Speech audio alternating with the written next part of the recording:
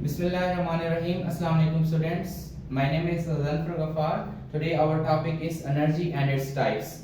First of all, अगर हम energy का जनरल कॉन्सेप्ट देखें तो हम ये डिस्कस करते हैं कि यूनिवर्स जो है वो टू थिंग्स से मिलकर बनी हुई है, एक मैटर और एक एनर्जी।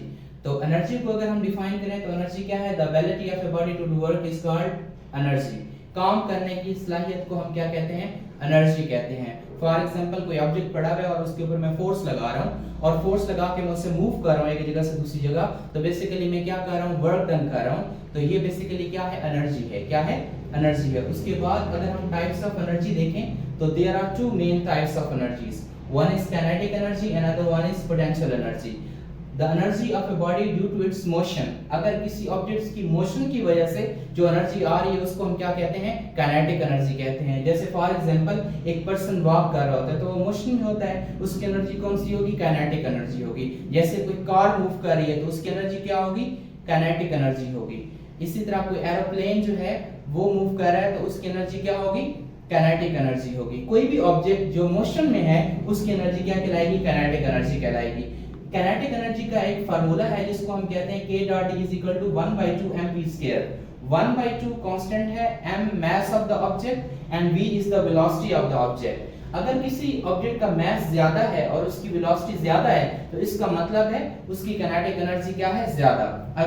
अगर फॉर एग्जांपल एक कार मूव कर रही है और एक एरोप्लेन मूव कर रहा है तो एरोप्लेन का मास ज्यादा है और उसकी वेलोसिटी या स्पीड भी ज्यादा है तो उसकी काइनेटिक एनर्जी भी क्या होगी? ज्यादा। अगर कोई ऑब्जेक्ट है जिसका मास कम है और उसकी वेलोसिटी कम है तो उसकी काइनेटिक एनर्जी भी क्या होगी? कम होगी। देन हम इसके यूनिट की बात करते हैं क्योंकि काइनेटिक एनर्जी बेसिकली एक फिजिकल क्वांटिटी है और हर फिजिकल क्वांटिटी का यूनिट होता है और काइनेटिक एनर्जी का यूनिट बेसिकली क्या है? जूल। ओके, देन हम डिस्कस करते हैं पोटेंशियल एनर्जी। पोटेंशियल एनर्जी क्या है? The energy of a body due to its position. किसी ऑब्जेक्ट की पोजीशन की वजह से जो उसकी एनर्जी होती है उसको हम क्या कहते हैं? Potential energy. Potential energy the energy of a body due to its position.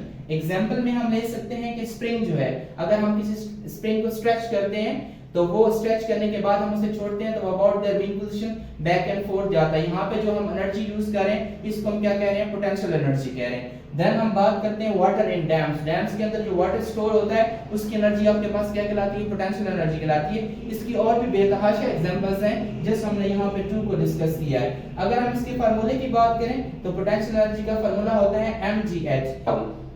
Okay, then हम डिस्कस करते हैं पोटेंशियल एनर्जी। पोटेंशियल एनर्जी क्या है? The energy of a body due to its position.